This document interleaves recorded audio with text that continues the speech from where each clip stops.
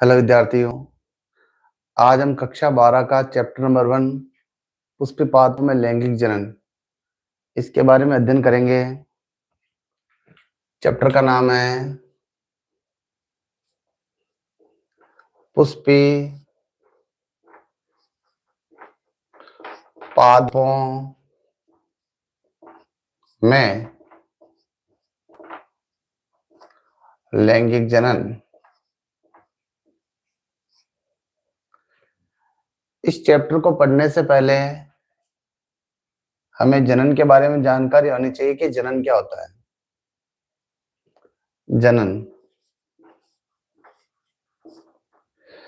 जनन को अंग्रेजी में रिप्रोडक्शन कहा जाता है। जनन का मतलब है एक ऐसी प्रक्रिया जिसमें कोई जीव अपने समान छोटे से जीव को यानी संतति को पैदा करता है। यानी कोई जीव अपने समान छोटे जीव को पैदा करता है। जो जीव पैदा हो रहा है उसे संतति कहा जाता है, और जो संतति को पैदा कर रहा है उसे जनक कहा जाता है। तो जनन एक ऐसी प्रक्रिया है जिसमें कोई जीव संतति पैदा करता है ताकि पीढ़ी दर पीढ़ी उसका अस्तित्व बना रह सके। जनन दो प्रकार का होता है, अलैंगिक जनन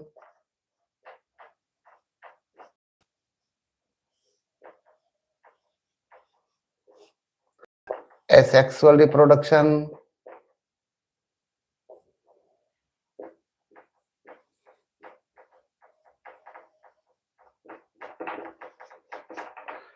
और लैंगिक जनन।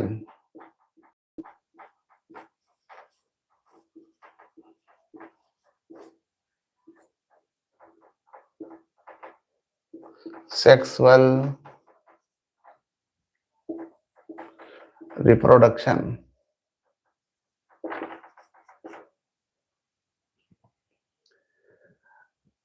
अलैंगिक जनन एसेक्सुअल रिप्रोडक्शन का मतलब होता है ऐसा जनन जिसमें एकल जनक भाग लेता है और वह जनक बिना युग्मक निर्माण किए संतति को पैदा कर देता है। यानी ऐसा जनन जिसमें एकल द्वारा बिना युग्मक बनाए संतति पैदा की जाती है उसे कहा जाता है अलैंगिक जनन।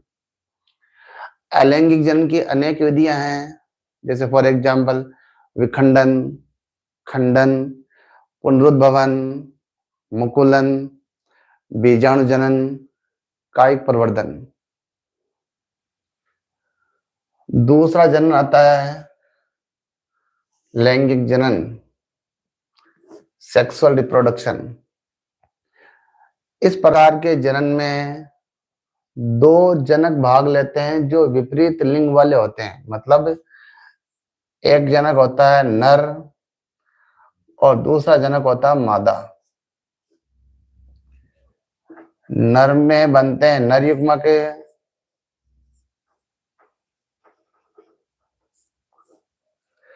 मादा में बनते हैं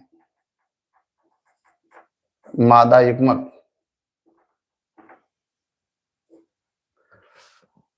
इन दोनों प्रकार की युग्मकों में हो जाता है संलयन,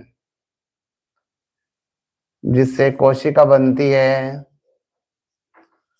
उस कोशिका को युग्मनज बोला जाता है और नर युग्मक मादा युग्मक के संलयन से युग्मनज का निर्माण होना कहलाता है निषेचन। यह जो युग्मनज बना है यह बार बार विभाजन करके नए जीव में विकसित हो जाता है और यह जीव इन दोनों जनक की संतति कहलाती है। तो लैंगिक जनन के प्रोसेस में आप देख सकते हो, दो विपरीत लिंग वाले जनक भाग ले रहे हैं।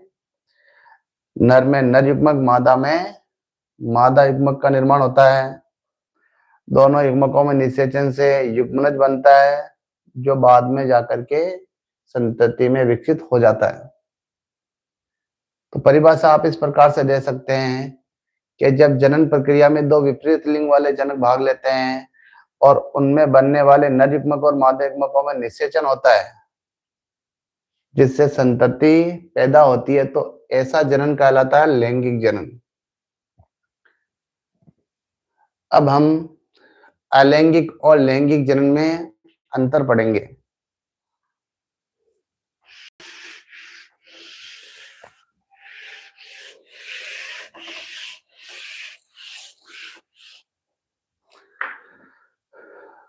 सबसे पहले देख लेते हैं अपन जनक के बारे में। तो अलैंगिक जनन में जो जनक भाग लेता है वो लेता है एक। इसमें दो जनक भाग लेते हैं। हाँ, कुछ जीव जिनमें लैंगिक जनन होता है लेकिन वहां पर जनक एक ही भाग लेता है, जैसे कि द्विलिंगी जीव हो गए। अब बात करते हैं इनमें युग्मक निर्माण की।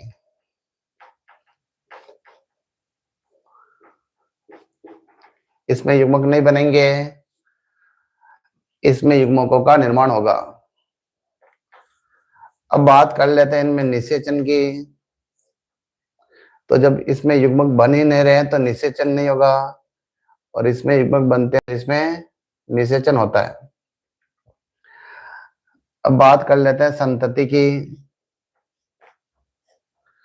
तो अलैंगिक जन्म में जो संतानें पैदा होती है वो जनक के समान होती है, जनक के समान।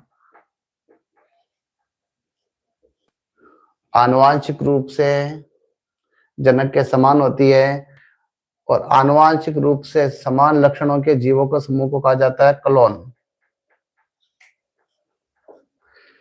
लैंगिक जन्म में जो संतान पैदा होती है वह जनक से भिन्न होती है।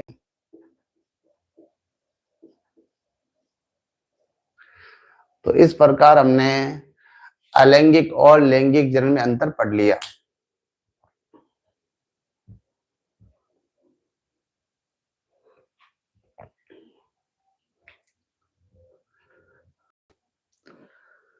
हमें यहाँ पर पुष्पी पाद लैंगिक जन्म पढ़ना है। पुष्पी पादप का मतलब होता है ऐसे पादप जिन पर पुष्प लगते हैं, फ्लावर लगते हैं, और ये पौधे आवर्त बीजी समूह के होते हैं। आवर्त बीजी, आवर्त बीजी को अंग्रेजी में बोलते हैं एंजियोस्पर्म। यानी आवर्त बीजी पौधों में लैंगिक जनन अपने को यहाँ पर पढ़ना है। तो पौधों में लैंगिक जनन क्रिया के लिए एक विशेष प्रकार की संरचना पाई जाती है जिसे कहते हैं पुष्प फ्लावर। तो सबसे पहले अपन पुष्प फ्लावर की संरचना के बारे में पढ़ेंगे।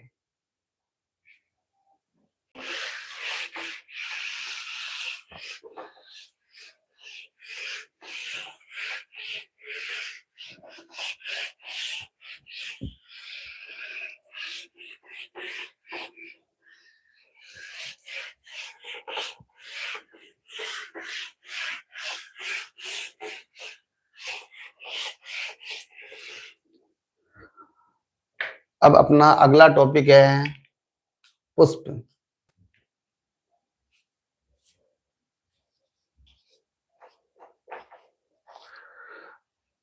पुष्प अंग्रेजी में बोलते हैं फ्लावर। पुष्प के बारे में एक बात याद रखनी है, इसे आप कह सकते हो एंजियोस्पर्म का आकर्षक अंग। एंजियो स्पर्म का आकर्षक अंग।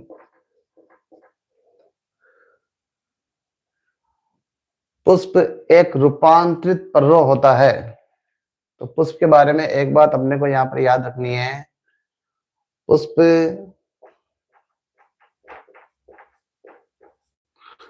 रूपांतरित पर्व होता है, यानी पर्व के रूपांतरण से पुष्प का निर्माण होता है। यहाँ पर हम सबसे पहले पुष्प की संरचना को पढ़ेंगे।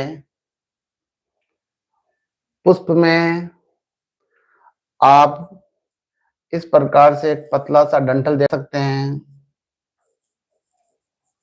इस प्रकार से एक डंठल पुष्प के भीतर मिल जाएगा। तो ये पुष्प में एक डंठल होता है, उस डंठल को बोला जाता है पुष्प वृंत।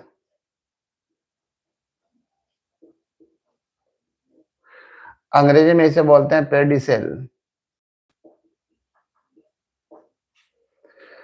पुष्प वृंत का भाग चपटा और फूला हुआ होता है इस प्रकार से। तो यहाँ पर आप देख सकते हैं इस प्रकार से अपन ने पुष्प का शीर्ष भाग ये बना दिया, चपटा और फूला हुआ है। इसे बोला जाता है पुष्पासन। पुष्पासन को अंग्रेजी में बोलते हैं थैलेमस।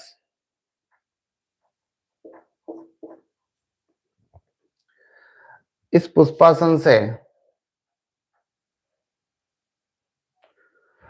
पुष्प के 4 प्रमुख अंग निकलते हैं, जिन्हें पुष्प चक्र, पुष्प के भाग, पुष्प पत्र या पुष्प के अंग बोल सकते हैं। वो 4 अंग इस प्रकार से हैं। एक होता है बाह्य दलपुंज, दूसरा होता है दलपुंज, तीसरा पुमंग और चौथा है जायांग। अंग्रेजी में इनके नाम इस प्रकार से हैं कैलिक्स, कोरोला, एंड्रोसियम,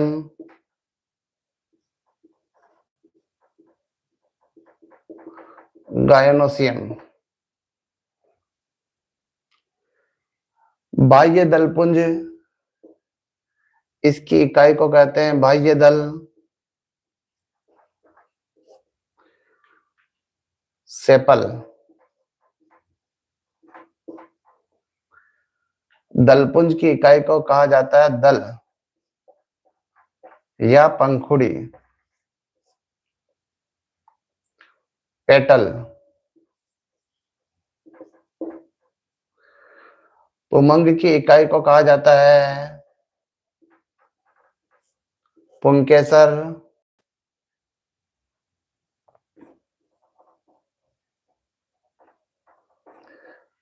स्टेमेन, और जायांग की इकाई को बोलते हैं स्त्रीकेसर, कार्पल या अंडप, स्टिल। तो आप देख सकते हैं यहाँ पे ये पुष्प के 4 पुष्प पत्र हो गए या पुष्प के अंग हो गए, और इधर लिख दी इनकी इकाइयां। ये चारों के चारों पुष्प पत्र या पुष्प चक्र पुष्पासन से 4 चक्रों में या 4 सर्कल में निकलते हैं। सबसे बाहर की ओर जो सर्कल बनेगा वो होगा बाह्य दलपुंज का सबसे बाहर, और उसके अंदर की साइड में दलपुंज, दलपुंज के अंदर की साइड में पुमंग, और सबसे अंदर की साइड में होगा जायांग। तो सबसे पहले अपन बाह्य दलपुंज बनाएंगे। बाह्य दलपुंज की इकाइयां होती है बाह्य दल, ये होते हैं हरे रंग के। तो यहाँ पर अपन बना सकते हैं इस प्रकार से, जैसे ये बाह्य दल मैंने यहाँ पर बना दिए। इस प्रकार से ये बाह्य दल हो गए। तो ये बाह्य दल हो गए। और ये बाह्य दल का जो पूरा चक्र बनेगा वो कहलाएगा बाह्य दल पुंज। तो मैं यहां पर इनके नाम लिख देता हूं, बाह्य दल। इसके बाद में दलपुंज, दलपुंज की इकाई होती है दल या पंखुड़ी। तो यहां पर अपन बना सकते हैं इस प्रकार से, ये अपन ने बना दी जैसे,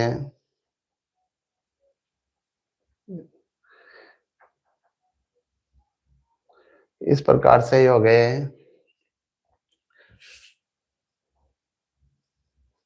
दल। और जितने भी दल होंगे उनका घेरा कहलाएगा दलपुंज।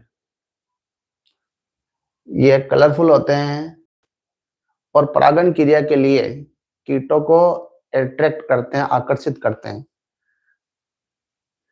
इसके बाद में पुमंग, पुमंग बना होता है पुंकेसरों का। तो यहाँ पर इस प्रकार से पुंकेसर पर बना सकते हैं। ये पुंकेसर हो गया, ये पुंकेसर हो गया, ये पुंकेसर हो गया, ये पुंकेसर हो गया। पुंकेसर के दो भाग होते हैं। पुंकेसर का शीर्ष भाग, ये वाला, ये कहलाता है परागकोश।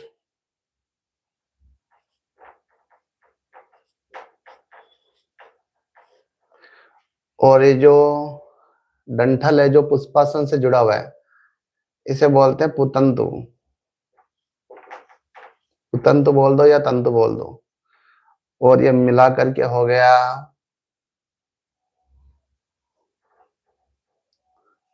पुंकेसर।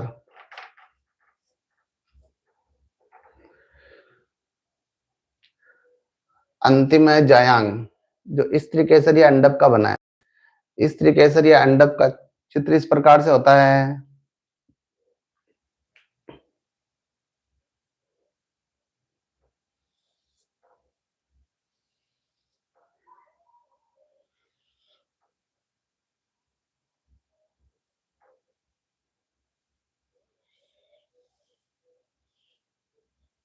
इस प्रकार शीर्ष पर होती है वर्तिकाग्र। फिर ये जो नली दिख रही है, इस नलिका को बोलते हैं वर्तिका। और ये नीचे आकर के ये जो फुला हुआ भाग दिख रहा है, ये फुला हुआ भाग अंडाशय से, ये अंडाशय कहलाएगा। और ये अंडाशय इससे पुष्पासन से जुड़ा हुआ है। तो वर्तिकाग्र, वर्तिका और अंडाशय, इस प्रकार से हो गए भाग। इसका नाम मैं यहाँ पे लिख दूंगा वर्तिकाग्र, ये नलिका कहलाएगी वर्तिका। और ये हो गया अंडाशय। और इन तीनों को मिला करके बोला जाता है स्त्री केसर या अंडक। इसके भीतर इस प्रकार से बीजांड नामक संरचनाएं पाई जाती है। कितने भी हो सकते हैं बीजांड, बीजांड। तो ये अपन ने पुष्प की संरचना का अध्ययन यहाँ पर कर लिया।